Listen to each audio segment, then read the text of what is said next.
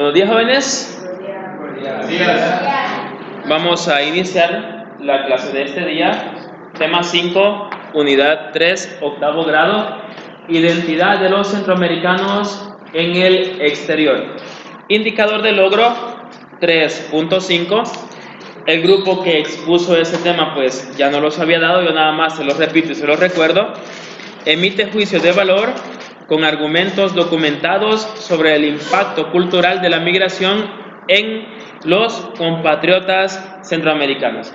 ¿Qué pretende este indicador de logros? Primero, que seamos capaces de emitir juicios de valor. Luego, para emitir juicios de valor, debemos de contar con ciertas características. 1. Ser totalmente críticos. Es decir, tener la capacidad de absorber lo más objetivamente posible una circunstancia.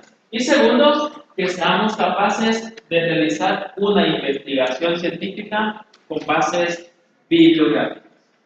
Si yo realizo una investigación científica con bases bibliográficas y si tengo la crítica suficiente para obtener, fíjense bien, para obtener objetivamente una realidad, entonces solo así y nada más que así yo voy a poder brindar como un juicio valorativo sobre esa circunstancia.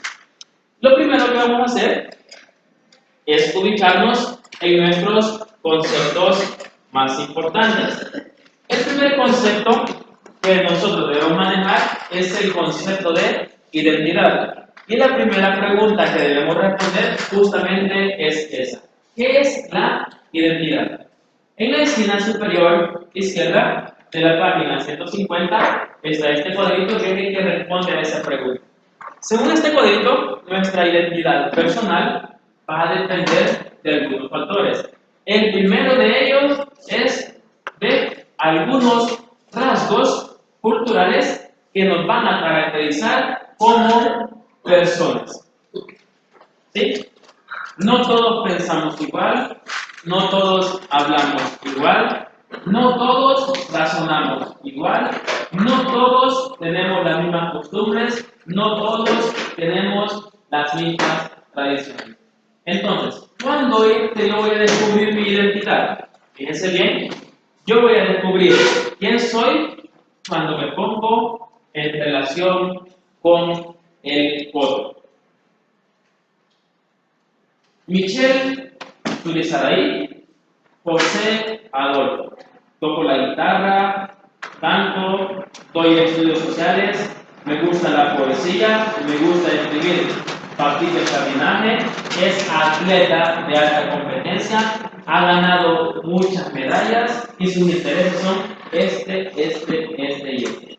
Cuando yo me identifico con mi identidad, cuando estoy en relación con el otro, no comparándome, sino viendo cuáles son mis características y viendo cuáles son las características del otro. Entonces, así es como vamos a definir nuestra identidad. Pasamos al primer subtema. Una identidad en constante cambio. Cuando hablamos de este primer subtema, vamos a recuperar en este primer texto un par de ideas principales. Nuestros hermanos centroamericanos como migrantes, ellos tienen una identidad, como guatemaltecos, salvadoreños, hondureños, nicaragüenses, costarricenses, panameños. Esta identidad que nuestros hermanos centroamericanos tienen, los migrantes, es una identidad que está en una constante transformación, está en un constante cambio. ¿Por qué razón, motivo o circunstancia?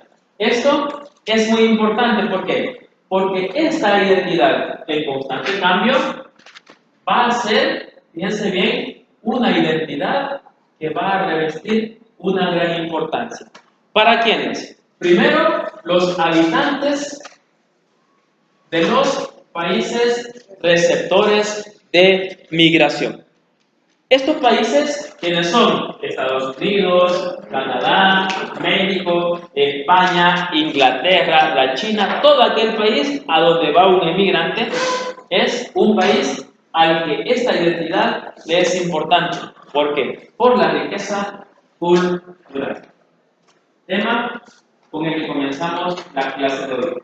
Todos somos absolutamente distintos, pero cada quien con sus virtudes y valores puede complementar para hacer crecer cualquier circunstancia. Entonces, es por esto que son importantes. Lo que también debemos de reconocer es que existen, aunque retocadas, algunas nociones tradicionales de grupos mayoritarios o grupos minoritarios. Es decir, al país al que llegamos, todos transmitimos cada quien según su manera y su forma, su propia cultura. ¿Se entiende o se comprende? Muy bien. Pasamos al segundo texto. De esta manera, entonces, ¿qué es lo que va a suceder? Los ciudadanos van a ejercer y van a reivindicar su diversidad de identidad o las diversidades que a nosotros nos identifican en otras regiones. Los centroamericanos, ¿por qué nos identificamos? Primero, tenemos lo que sería una identidad nacional, una identidad regional, pero también simultáneamente adoptamos alguna identidad del país al que nosotros llegamos, pero también nosotros guardamos nuestra propia identidad, a tal manera que podemos demostrar qué tan leales somos a nuestra propia identidad, por ejemplo, nosotros como salvadoreños, pero también podemos demostrar qué tanto podemos traicionar nuestra propia identidad. Pongo un ejemplo que seguramente ustedes lo conocen y más de alguna vez posiblemente lo han vivido. Allá en las escuelas de Tangamandapio, día lunes, 7 de la mañana, formación general, jóvenes, vamos a entonar el himno nacional. Ah, sí, que no sé qué, que estaba chivo. Ya, ¿cómo te fue? No, bonito, mirá el partido ayer, estuvo casi ganamos.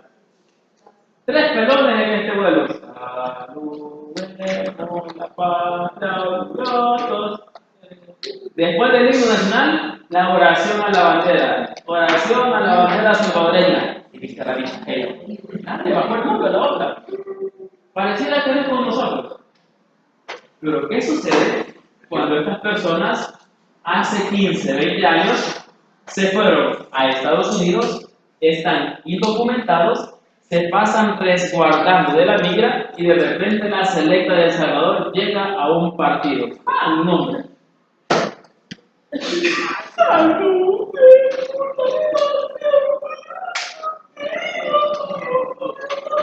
Y chillan cantando el himno nacional. Chillan rezando la oración a la bandera.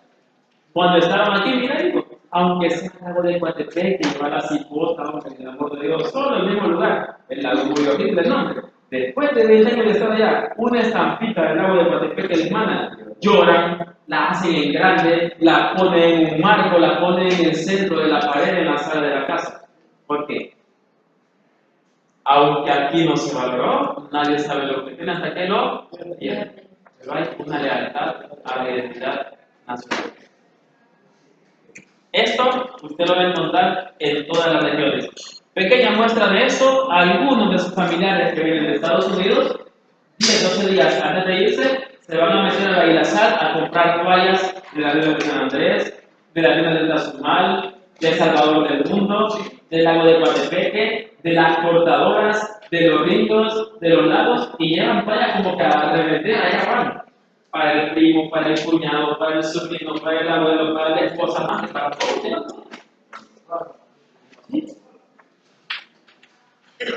Lealtad o traición a la identidad. Tenemos el otro caso, ¿no? Reciente. Pero tenemos el caso del chamaco que se acaba de ir en una caravana. Ahí en la frontera de Guatemala y México lo regresaron. Regresó los 10 días y ustedes dicen, vamos a ir a celebrar, comamos pupusas. ¿Qué es eso? Una falta de identidad total. No ha llegado ni a México y piensa que es canadiense.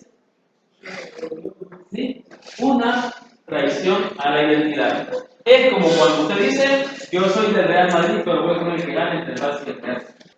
¿Sí? ¿Se entiende? Entonces, a esto es que nos referimos.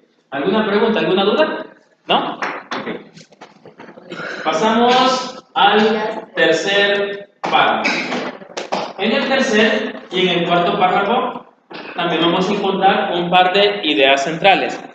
La primera, vamos a identificar que tenemos una formación de identidad que no es una formación neutra. ¿Por qué esta identidad no es una formación neutra? Porque hay muchos factores políticos, económicos, educativos, sociales, culturales, religiosos que influyen en la formación de esa identidad. A tal manera que según la formación de mi identidad, yo puedo llegar hasta excluir a alguien con una formación de identidad distinta. Por tanto, entonces, ¿qué es lo que tenemos que hacer? Lo primero que tenemos que hacer es afirmar una pertenencia múltiple. ¿Qué significa esto de una pertenencia múltiple?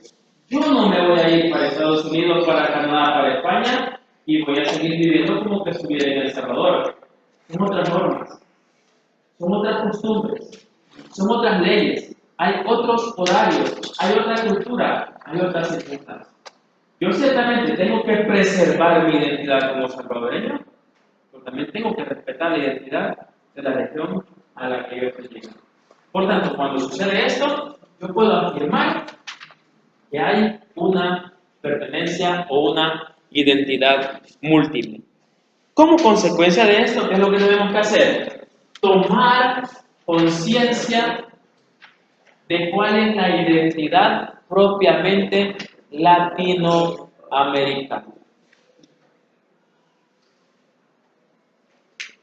Si usted va a Santa Ana y pide una paila, le van a dar una pailita y de paso le van a poner 8 tortillas. Me ponen 20, dice aquí. Excelente.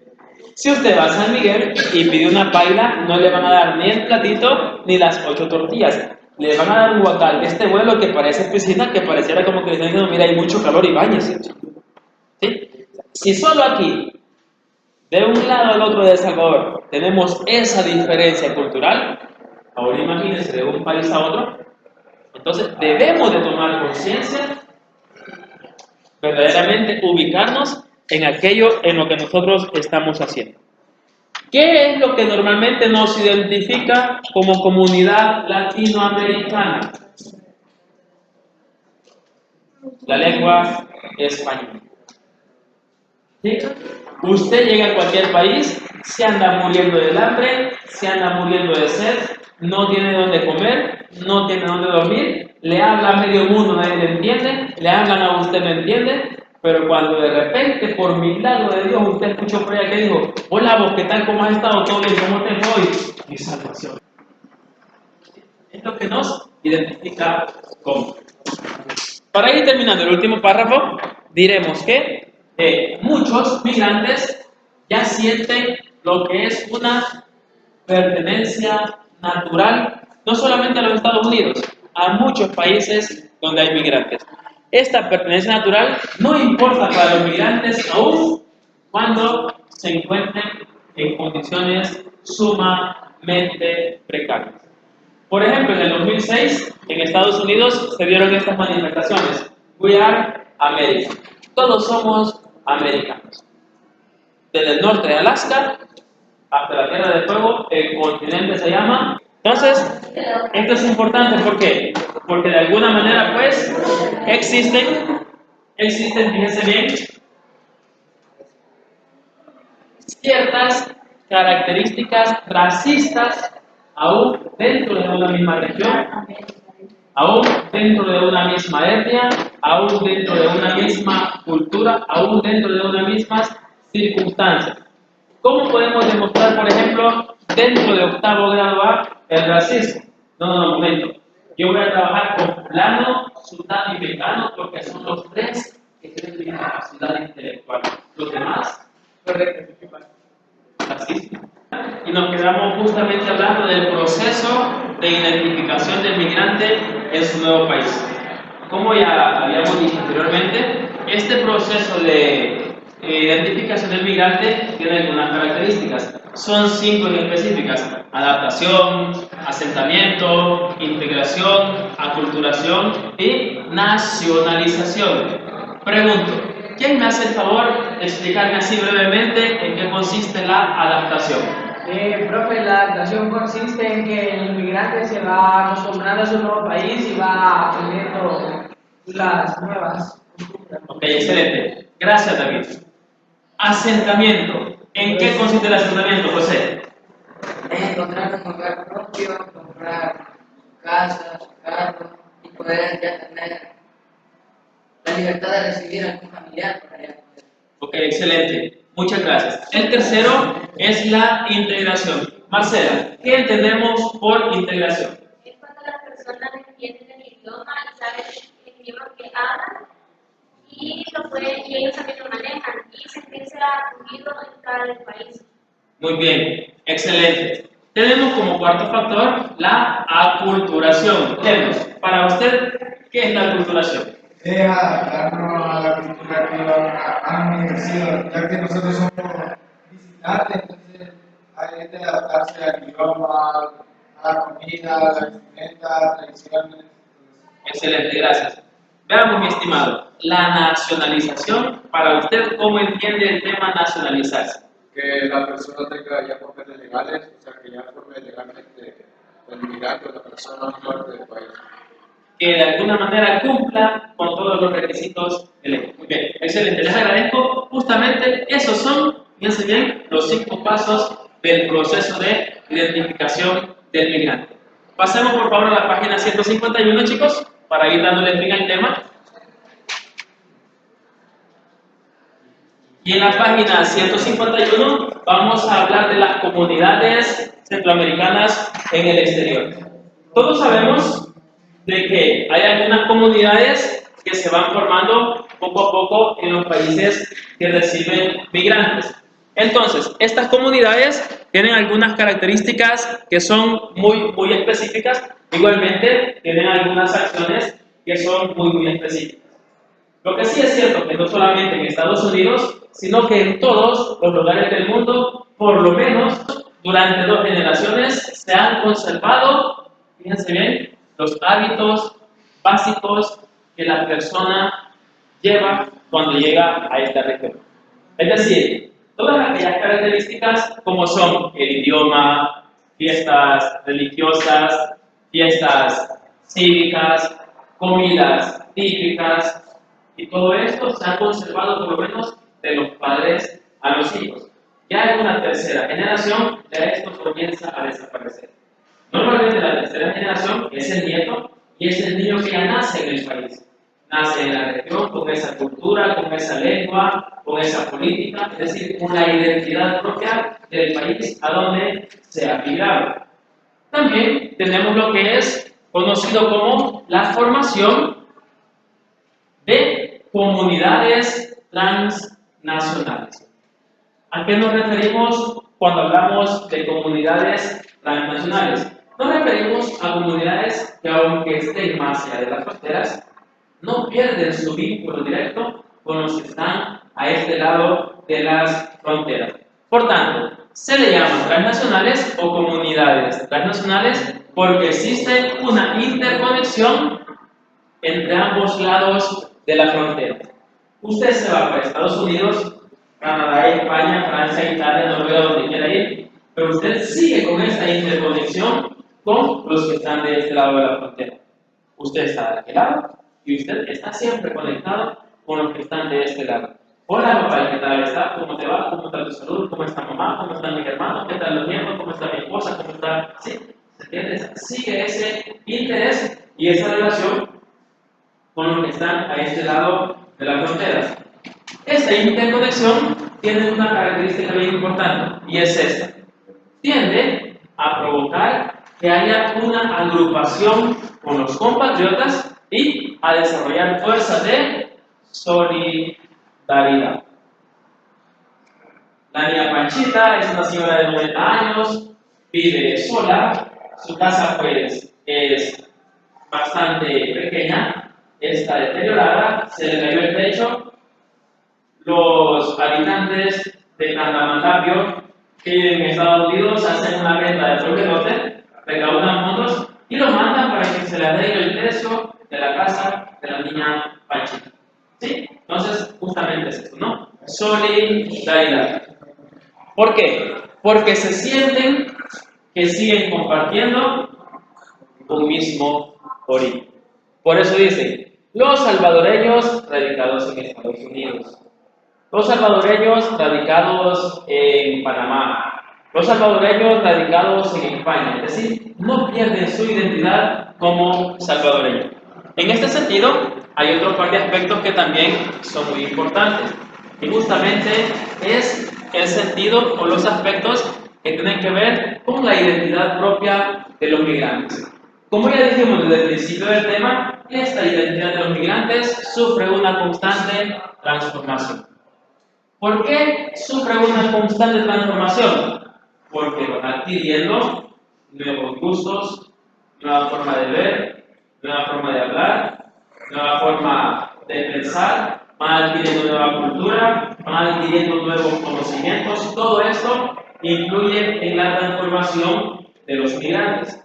A tal punto de que puede llegar a sufrirse, fíjense bien, una renuncia dolorosa de las costumbres del propio país. Cuando usted va a una región en la que las costumbres de la región son totalmente desiguales a las costumbres de su país, entonces usted debe de acoplarse a las costumbres de esa región. Supóngase un salvadoreño que se va a vivir a Israel. Estamos hablando de 180 grados de diferencia, ¿no? Entonces, este salvadoreño puede llegar a renunciar a sus propias costumbres, no por voluntad propia, sino porque tiene que, para adquirir las costumbres de esta otra región. Junto a esto, viene también lo que es una nueva configuración cultural. La muchacha aquí en El Salvador anda con pantalón, anda con su camisita escotada, con su camisa sin mangas, con su licra, con su short, anda en chancletas, tranquilamente. Pero esta misma muchacha, al llegar a Israel, ya no se puede vestir de esa forma, sino que hay una nueva configuración cultural de su forma de vestir, de hablar, de pensar, de actuar. Aquí ella puede estudiar, puede ejercer el voto, tener las libertades de la vida y puede escoger a su esposo. Allá no puede estudiar, allá no puede ejercer el voto, allá no puede escoger a su esposo, allá no tiene estas libertades. Entonces, a eso nos referimos cuando hablamos de una nueva configuración cultural. Claro, el ejemplo que he puesto es un ejemplo extremo. Pasar de un lado de la circunferencia, del polo norte, a otro lado, el polo sur. También se aceptan lo que son nuevas formas de vestido, un nuevo tipo de alimentación, se adquieren lo que son las técnicas de trabajo propias de la región, nos vamos adaptando y a veces también hasta adaptamos los hábitos propios de esas regiones. Veamos un ejemplo muy sencillo. La forma de vestir, de peinarse, de hablar, que nosotros adquirimos por medio de la televisión, del cine, de los artistas. Entonces, esa es una forma justamente de ver tranquilamente un ejemplo de estas situaciones. Luego vamos a lo que es también el descubrir de una presencia organizada de los inmigrantes en las ciudades o en los países a los cuales se van. ¿Cómo descubrimos esta presencia organizada? Por ejemplo, encontramos restaurantes en los que nos ofrecen comida típica. Encontramos clubs de vida social. Encontramos realización, por ejemplo, de actividades propias como fiestas patronales, fiestas nacionales. Encontramos la asociación aún a partidos políticos, en sí, una gran cantidad de elementos que verdaderamente nos están demostrando que existe, fíjense bien, una organización por parte de los inmigrantes. ¿Sí? Podemos hablar, por ejemplo, hace un par de semanas, en Nueva York, me parece, una avenida que fue bautizada con el nombre de Monseñor Oscar López Lógicamente, ese es el trabajo de los inmigrantes salvadoreños en Estados Unidos. No dudo que si esto se dio es porque hay algún inmigrante salvadoreño que ya goza de una postura política bastante alta dentro del gobierno de esta ciudad. No le van a cambiar el nombre a una calle, así por No, así. fíjese, profe, que ni tanto es, quizás puede tener influencia también parte de la iglesia Ah, no, a claro. nivel latinoamericano, no solo precisamente salvadoreño, pero a nivel latinoamericano y a nivel mundial. Monseñor Romero también es bastante Es muy conocido, sí. La verdad que David tiene absolutamente toda la razón en el tema. ¿Alguna pregunta? ¿Alguna duda? ¿Algún comentario, jóvenes? ¿No? Ok. Pasamos todos, por favor, a la página 152. Vamos a responder las actividades que aparecen para realizar en el libro de texto. Las actividades son las siguientes. Vamos a trabajar en estas actividades, vamos a responder estos postulados, de qué manera el aspecto migrante afecta en la persona, en el idioma, en las costumbres y valores. Luego también vamos a ver cómo podemos identificar la influencia migrante en la comida, en la arquitectura, en el lenguaje.